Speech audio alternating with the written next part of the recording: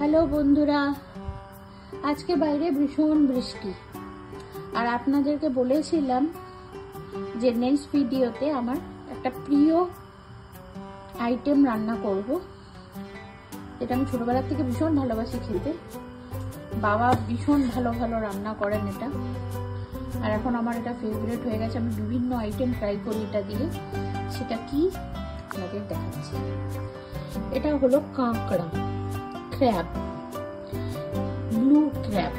এখানে এই কাঁকড়াটাকে এনারা কেটে দেয় দোকানে, সব জায়গায় কাটা অবস্থায় পাওয়া যায় না, কিছু পার্টিকুলার শপস আছে, আমি ওখান থেকে এনেছি। আমি জ্যান্তটাকে এনে ফ্রিজে ফ্রোজ করে রেখে কাটাটা আমার বেশ কিরকম একটা ফিলিংস হয়, আমি ঠিক পারি না। আমি পারি কাটতে, যদি ওটা এই প্রসেসগুলো না করতে হয়, ক্লিনিং না তেনা এগুলো আমি করেছি, আমার বেশ ভালো লাগে এগুলো করতে। কিন্তু এই জ্যান্ত কাঁকড়া ফ্রোজ করে তারপরে মানে ঠিক মেরে টেড়ে করাটা কিরকম একটা ফিল হয়, তাই আমি এবার এরকম ভাবেই এনেছি। আর এটাতে খুব সামান্য কটা মশলা আমি ইউজ করব। সেটা হলো, এখানে বলে এগুলোকে শ্যালট পেঁয়াজ। আমি জানি না এগুলো কলকাতা বা তো ইন্ডিয়াতে আর কি পেঁয়াজ বলে, একটু ছোট সাইজের হয় কিন্তু খুবই ফ্রেগনেন্স হয়। আমি এখানে কড়াইটা বসিয়ে দিয়েছি, প্যানটা, আমি এটাতে সর্ষের তেল দিয়ে দিচ্ছি।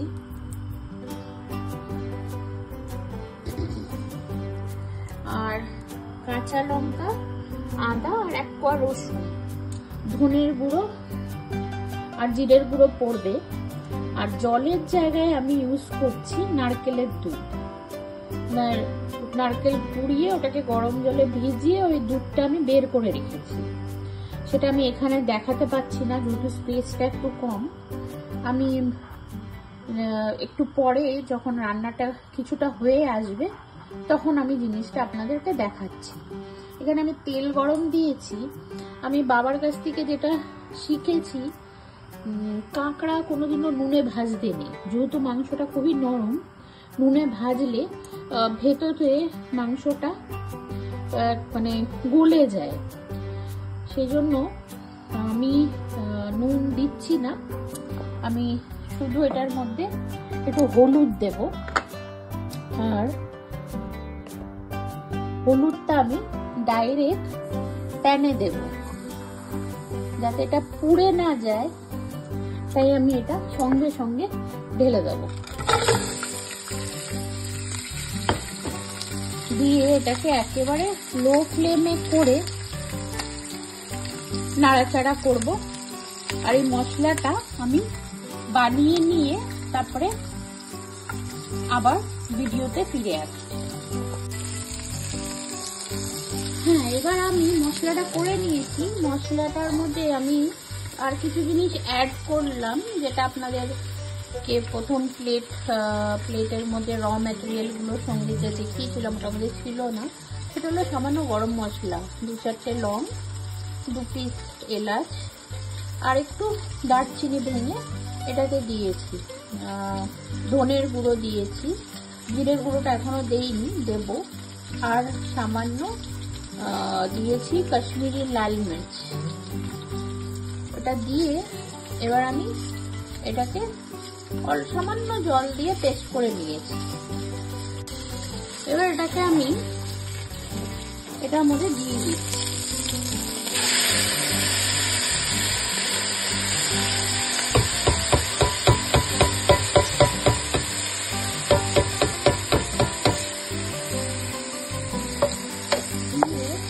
এটাকে একটু কষাবো মিডিয়াম ফ্লেমে, ভালো করে কষিয়ে নিয়ে যখন এটা একটু কষা কষা হয়ে যাবে, তারপরে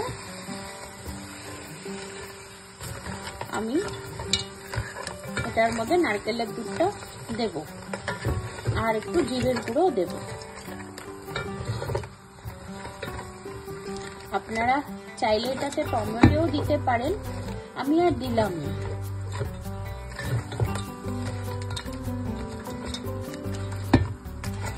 আর মশলাটাকে পেস্ট করার সময় আমি সামান্য নুন দিয়ে নিয়েছিলাম।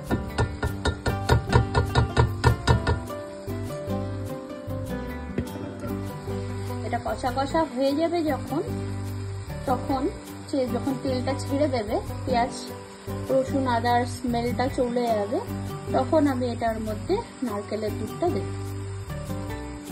এটা কষা কষা হয়ে গেছে, একটু লেগে লেগে গেছে, একটু অন্যদিকে কাজের মধ্যে ছিলাম। একটু তেলটাও কম দিয়েছি, আর একটু তেল লাগে। এটা নারকেলের দুধের থেকেও তেল বেরোয় বলে আমি আর তেল দিচ্ছি। এবার এটার মধ্যে আমি যে নারকেলের দুধ বার করে রেখেছি, গরম জল দিয়ে ভিজিয়ে চটকে ওটাকে দিয়ে দেবো। এখানে 6টা কাঁকড়া আছে, আমি 6টা কাঁকড়ার হিসেবে মশলা দিয়েছি। আপনারা কম বেশি যেরকম বানাবেন সেরকম দিতে পারেন। নারকেলের দুধ ছাড়া করা যায়, কষানো কষানো। তারপরে আমরা একবার চেন্নাইতে গিয়ে কাঁকড়া খেয়েছিলাম, ওরা বেশ ওই ঝাল ঝাল মশলা কড়ি পাতা দিয়ে করেছিল, ওটাও বেশ ভালো লাগে খেতে।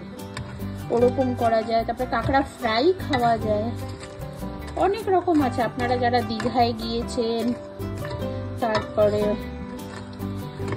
যারা মন্দারমণি গিয়েছেন, পুরী গিয়েছেন, তারা নিশ্চয়ই বিভিন্ন রকমের কাঁকড়া আইটেম খেয়েই থাকবেন। বড় বড় রেস্টুরেন্টগুলোতেও রাখে অনেক জায়গায়। যেহেতু একটু কঠিন খাওয়া, সময়ও বেশি লাগে, তাই অনেক জায়গায় আবার রাখে না। এবার এটা একটু ঝোলটা ফুটতে শুরু করবে, একটু কমে আসবে, তখন আমি এটাকে বন্ধ করে দেব। আর এটাকে সার্ভ করব গরম ভাতের সাথে। এর পরের ভিডিওতে এর পরের ভিডিওতে একটা সারপ্রাইজ আছে। আমি একটা অন্য কিছু আনছি, ভেজিটেরিয়ান আইটেম। আপনারা নিশ্চয়ই দেখবেন আর আমাকে জানাবেন আপনারা কাঁকড়া ভালোবাসেন আর কিভাবে রান্না করেন।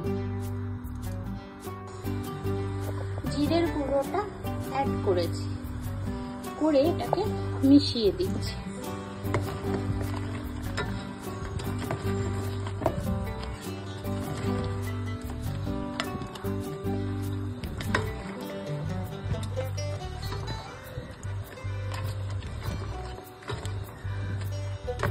নারকেলের দুধের বেশ সুন্দর একটা স্মেল আসছে। তারপরে কাঁচা লঙ্কা বাটাটাও আছে। আপনারা চাইলে যদি আরো ঝাল বেশি খেতে ভালোবাসেন, কাঁচা কাঁচা লঙ্কা চিড়ে চিড়ে দিতে পারেন, সেটাতেও কিন্তু একটা খুব সুন্দর ফ্লেভার আসে।